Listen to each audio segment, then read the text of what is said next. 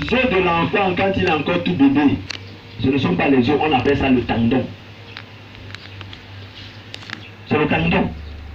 Mais au fur et à mesure l'enfant grandit, parce que Dieu nous appelle à grandir, s'il grandit sans s'affermir, je ne sais pas si je peux appeler ça qu'il est en train de grandir. Mais on va peut-être dire qu'il grandit, mais sans s'affermir. Donc en fait, il ne grandit pas. Il est sur place. Bien qu'on peut le voir prendre la taille, mais il n'est pas fermé, parce que ses pieds ne peuvent pas tenir sur place. Parce qu'au niveau des pieds et des os, il a les tendons. Frère, soeur, qu'est-ce qui peut t'affermir? Qu'est-ce qui peut m'affermir? Dans l'obéissance à la parole de Dieu selon il est écrit. C'est la vérité présente. Amen. C'est la vérité comment? Présente. Et cette vérité présente, c'est quoi? Qui peut nous rappeler? Rapidement. La vérité présente, c'est la parole de Dieu. La vérité présente. Les hommes parlent toujours de la vérité. La vérité. Mais la Bible parle de la vérité. Mais nous sommes dans les vérités. Les charlatans parlent de vérité. Mais Dieu parle de la vérité. Parce que c'est elle qui a fermé. Bien aimé, tu as besoin d'affermissement. Pour Dieu, le tout n'est pas de venir dire, ah bon, vraiment j'ai mis les enfants au monde tout le temps, ils sont là. Ils sont là sur place autour de moi. Oui, c'est bon, vous êtes autour du Père. Mais à un certain moment, le Père veut aussi que les enfants sortent. Il les voit évoluer. Mais un enfant, comment peut-il évoluer s'il n'est pas déjà affermi? Bien aimé. Être affermi dans l'obéissance.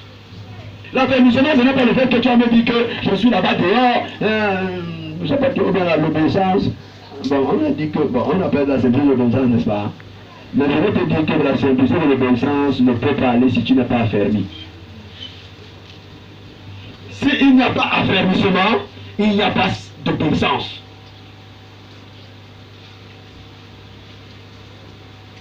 Ce n'est pas le nombre de temps mis dans la foi, 10 ans, 15 ans, qui te fait de toi quelqu'un affermi.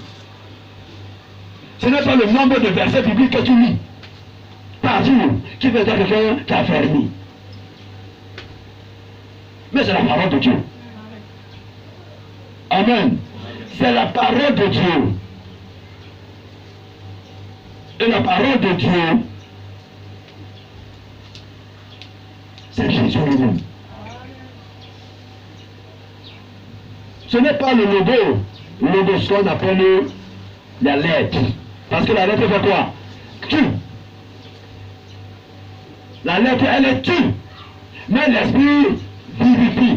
Pour dire, quand on parle d'esprit, quelque part, Dieu aussi l'amour vivifie. Bien-aimé. C'est pour faire comprendre, tout faire comprendre, je suis bien-aimé, pour l'affermissement dans l'obéissance, il faut la vérité présente. Et on dit vérité présente, ça veut dire que la parole de Dieu n'est pas ancienne. Seulement. Mais elle est aussi nouvelle. Elle se renouvelle jour après jour. Les promesses de Dieu se renouvellent jour après jour.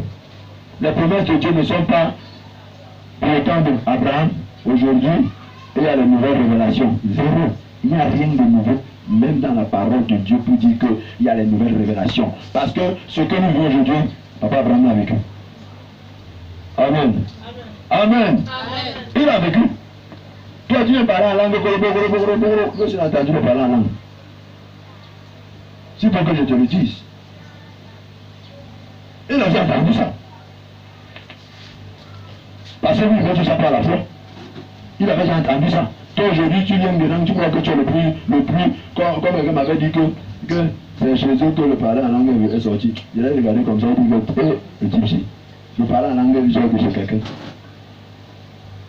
Ou bien tu crois que comme tu as le parler en langue, tu es le plus super. Non, bien aimé. Ce n'est pas le parler en langue qui importe, mais c'est l'affermissement dans l'obéissance à ce qui est écrit par la vérité présente. Alors, bien aimés, nous allons donc entrer. Lorsque nous parlons d'obéissance à travers, nous dit de l'obéissance à Dieu au travers de ses serviteurs, cela n'est pas de manière aveugle, ou encore ce n'est pas une obéissance sans discernement. Ça veut dire quoi?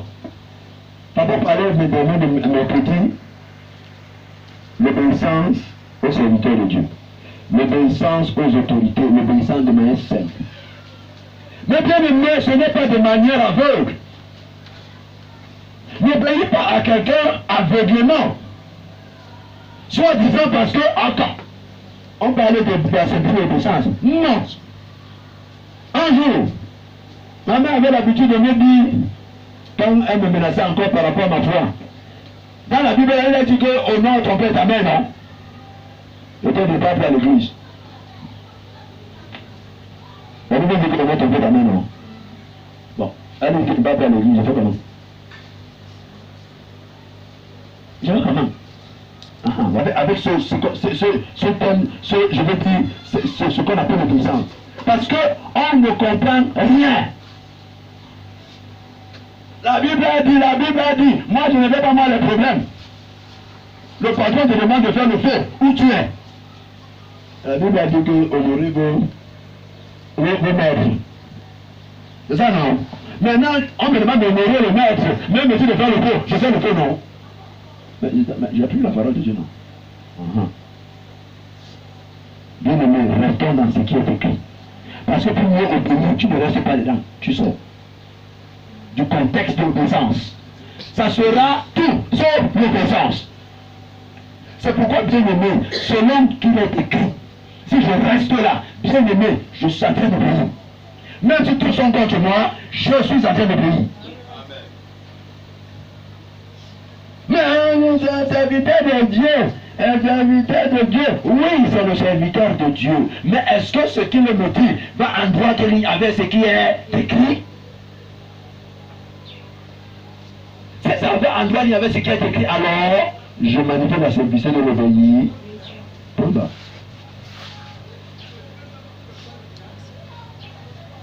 Bien aimé, ne faisons pas l'amalgame. Parce que la bénédiction vient après l'obéissance. L'accomplissement des promesses vient après l'obéissance, ça ne vient jamais avant. Dieu ne va jamais accomplir les promesses avant l'obéissance. Même si tu as promis, que l'année prochaine, je vais faire ceci de toi. Tant que tu n'es pas dans l'obéissance, Dieu va rallonger la corde. Il va la rallonger jusqu'à ce que tu comprennes qu'il faut que tu obéisses. C'est pourquoi, bien aimé, il est important que chacun médite la Bible, médite la parole de Dieu. Lise la parole de Dieu profondément. Puisse faire un avec la parole de Dieu. Parce que, bien aimé, l'obéissance n'est pas une chose charnelle. L'obéissance n'est pas une chose qui vient de l'homme. L'homme ne sait pas obéir. L'homme ne peut pas obéir. Je vais vous dire quelque chose. Quelqu'un qui n'a pas cru, quand il obéit à son parent, sans le savoir, il m'a emprunté la parole de Dieu sans le savoir. Mais je vais vous dire, ce n'est pas son parent qui l'obéit. C'est ses instincts qui l'obéit. Je répète, quelqu'un qui n'a pas cru, quand il dit qu'il obéit à son parent, la loi de Dieu en lui, n'est-ce pas? Il ignore que c'est la loi de Dieu qui en lui, la loi de Dieu en lui. Mais il le fait. Mais il ne le fait pas par rapport à ce qu'il veut vraiment obéir à son parent. Parce qu'il est en train d'obéir à ses instincts. La preuve. Il a Jésus, non? Il a encore cherché de nous. On va quand même insulter son père, sa mère, tu as dit qu'il va. Mais c'est pas toi, c'est un peu le petit qui est le soumis sur le quartier et tout. Ça ne se passe pas. C'est comme ça que ça se passe. Parce que tant que tu n'obéis pas à la parole de Dieu, tu obéis à tes instincts. Même te descend. Même si tu dis que tu obéis à ton père et à ta mère, ce n'est pas à eux que tu obéis, c'est à tes instincts. Soit tu obéis à Dieu, soit tu obéis à toi-même. Soit tu obéis à Dieu, soit tu obéis à toi-même. C'est pourquoi il y a un combat entre Dieu et l'homme lui-même. C'est l'homme, hein? C'est l'homme. Ce n'est pas ton père. Même comme les gens disent que non, c'est mon père, je nomme mon père. En réalité, ce n'est pas son père tout le nom. C'est à lui-même, à ses instincts charnels auxquels il obéit. C'est pourquoi, bien aimé, si donc tu n'es pas affranchi par la vérité présente qui est la parole de Dieu, l'évangile, bien aimé, tu vas obéir à Dieu comment? Parce que tu es encore dans tes instincts. Tu obéis à Dieu comment? Je peux obéir à Dieu parce que je suis encore dans mes instincts. Bien aimé. Alors, ce n'est pas de manière aveugle, ce n'est pas de manière sans discernement. Un frère peut te donner un conseil. On ne te demande pas de rejeter le conseil des frères. On ne demande pas de rejeter le conseil des sœurs. Non, ce n'est pas ce que je dis. Mais vis ce qu'on appelle le discernement. Gloire à Dieu. Amen. Parce que bien aimé, Abraham lui-même, quand il a entendu la voix, vous pensez qu'il a obéi comment? Il a obéi à la voix de Dieu. Il avait vu Dieu. Bon, comment? Mais lui, ça s'est passé comment? Abraham a discerné la voix de Dieu. Parce qu'il y avait des voix et des voix. Je vous dis la vérité. Je vous dis que même à l'époque d'Abraham, mon gars, même les esprits parlaient fort. Ne pensez pas que le monde là, eux-mêmes ne parlaient pas. Les gars, les révélations. Je vous dis la vérité, le monde des ténèbres là. Il ne sait pas, tu penses que là c'est Dieu. Ça c'est Dieu. C'est pourquoi les gens leur font confiance. C'est pourquoi on a dit que le Dieu de la fécondité. Vous savez pourquoi? Parce que quand tu ouvrais les sacrifices, tu avais l'enfant. Comment ça se passait? Tu avais les enfants, n'est-ce pas? Quand tu offrais les sacrifices au Dieu de la fécondité, comme eux ils s'appellent, tu avais l'enfant. Oh, vous pensez qu'on n'a pas l'enfant? Tu avais l'enfant, viens. Tu vois l'enfant, c'est mon enfant, c'est le Dieu de la fécondité qui m'a donné l'enfant là. Ce n'est pas que tu priais, tu faisais des trucs, tu n'avais pas l'enfant, tu avais l'enfant. Mais alors, cela ne venait pas du Dieu vivant et vrai. Et c'est donc là, aujourd'hui, le problème de l'homme.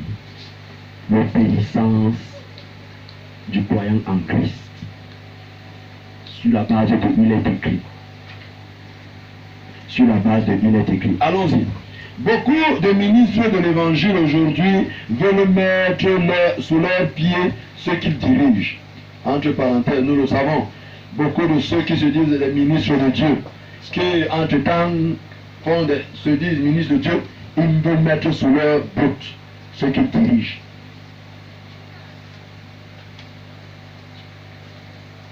Soit disant non, c'est nous. C'est nous les grands, c'est nous les puissants. Alors, ils les soumettent à des dogmes et des préceptes d'hommes. Ils font quoi? Ils les soumettent à des dogmes et des préceptes d'hommes. Mais entre-temps, ces personnes-là qui obéissent à ces préceptes, pourquoi obéissent-elles à ces préceptes? Mais à un certain moment, ne sentent pas la liberté. Parce qu'elles sont sans discernement. Ah, quand c'est le serviteur de Dieu, non. La Bible a dit, oui, tu vas honorer un tel serviteur, mais tu n'auras pas de part avec Christ. Honore-le. Dieu ne peut pas dire ne pas l'honorer. Amen. Dieu ne te demande pas que ne l'honore pas, mais sache que en l'honorant sans discernement, tu n'auras pas de part avec Christ. C'est pourquoi, bien aimé, en tout ce que tu fais, même des choses que toi tu fais proprement, discerne. Bien aimé, parfois tu peux avoir faim, n'est-ce pas? Tu penses que c'est parce que tu as faim que tu vas immédiatement manger. Ah, bien aimé, je pose une question simple. Est-ce que c'est parce que quelqu'un, le ventre lui fait le gros, il doit manger? Non, c'est pas immédiatement qu'il doit manger. Il faut qu'il discerne. Mon ami, tu vas aller manger quelque chose de mon ami, tu le mets des humains. Tu commences à dire que vous, tu m'avais envoyé. Mais tu avais fait non. Tu n'as pas discerné. Pourtant, il y a des familles parfois que quand tu as faim, c'est pour dire que le corps réclame l'eau. Vous savez ça, hein? Il y a des moments, le ventre fait tu crois que c'est parce que tu dois manger. Pourtant, le corps est en train de réclamer l'eau. Quand tu bois l'eau directement, tout est réglé. Mais d'autres personnes disent que je ne peux pas boire l'eau sans manger. Ça va me faire de vomir. Mon ami, tu tues ton organisme parce que tu manques de discernement. Tu manques de discernement. Et le manque de discernement fait que les gens s'emportent dans n'importe quoi. Et quand il va tomber, boum, l'ennemi avait fait que... C'est que le diable avait fait que... Je demande que Dieu n'est pas comme les hommes. Allez dire au diable que civise-le d'abord bien. Comme il a prononcé ton nom là, man. Table bien pour qu'il comprenne donc que c'est toi. Parce que c'est ce qu'on appelle la bêtise humaine. Manque du discernement. Alors, il les soumet donc à des préceptes d'hommes par des moyens d'intimidation, de chantage, etc. Ces derniers se plient dans une soi-disant obéissante sans discerner ce qu'il en est. Bien aimé, sans faire quoi? Discerner ce qu'il en est. Bien aimé, l'obéissant Christ n'est pas l'obéissance comme un mouton. Dieu ne t'a... Même quand Dieu appelle quelqu'un, Dieu ne demande pas d'être mouton. Hein? Jamais. Parce que Dieu se plaint d'avoir toi, il te dit qui il est. Remarquez tout ce que Dieu a appelé.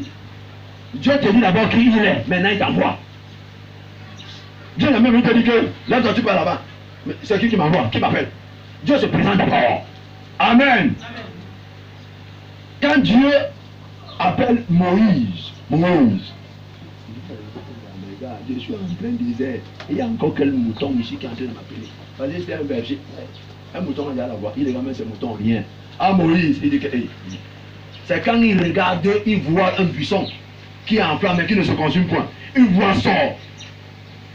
Dieu se présente. Je suis le Dieu de ton père. Il se présente. Maintenant, quand il se présente, il dit maintenant à Moïse, voilà ce que je vais faire. Dieu ne demande pas aux gens de... Même pour croire, ce n'est pas un mouton qu'on croit. Non. On n'obéit pas à un mouton. Aujourd'hui, il y a des gens qui obéissent à un mouton. Bien-aimé, pour que tu n'obéisses pas à un mouton, il faut que tu sois pleinement dans la parole de Dieu. C'est très important, bien-aimé. Maintenant, ces personnes sont donc obéissantes à ce mouton. Dès que tu fais boum, on t'intimide d'un jacquot, tu dis que c'est le... Ça va. Tu descends seulement comme la poule mouillée. Soit on te fait le chantage. Peut-être que c'est le pasteur qui te soutenait. Il te dit que tu ne fais pas ce que je veux, je ne te soutiens plus. Tu dis, n'est-ce pas, le pasteur a dit que je ne fais pas ce que je fais, je ne soutiens pas. Tu commences à faire comme esclave. Il y a les esclaves pleins dans ce qu'on appelle les églises. Plein d'esclaves. Esclaves des hommes. Pas de Dieu. Mais l'obéissance du croix en Christ libère l'homme de l'obéissance au mouton. Amen. Sur la base de il est écrit. Bien-aimé. Nous allons lire rapidement au Colossiens chapitre 2, verset 8. Mets sous un joug, mon ami, un terrible, et te dit que monte alors tu descends, je vais voir où tu vas aller. Et il y a des personnes qui ne pouvaient pas servir Jésus librement en plein air parce qu'elles avaient peur des pharisiens. Jésus qui vient pour libérer l'homme de l'esclavage. Le pharisien dit que tentez de le suivre. Comme ils étaient les gens qui aimaient les honneurs, ou ne seraient plus les chefs de synagogue. Pardon à Jésus, on veut te suivre, mais n'oublie pas que le Seigneur est quand même les chefs de synagogue. Attends. Donc de la petite synagogue là que va se détruire demain après demain que tu suis. C'est ça que tu suis. Pourtant Jésus vient te donner au-delà de la synagogue. Jésus t'offre l'éternité. Toi tu t'accroches sur la synagogue. Ne prenez garde à ce que personne ne fasse de vous la proie des hommes. Par quoi? Continue. Par la philosophie et une vaine tromperie, s'appuyant sur les rudiments et les traditions des hommes et non sur Christ qui est, il est écrit. Si je ne m'appuie pas Si quelqu'un ne s'appuie pas, bien aimé, on a la connaissance de la parole de Dieu. Si tu lis la parole de Dieu et que tu vois quelqu'un agir et ne s'appuyant pas sur cette parole, même si ça semble avoir du miel, bien aimé, ne mange pas. Bien aimé, pas un poison.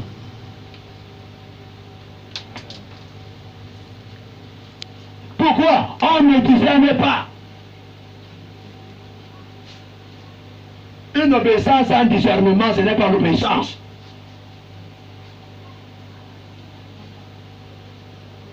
Dieu n'exclut pas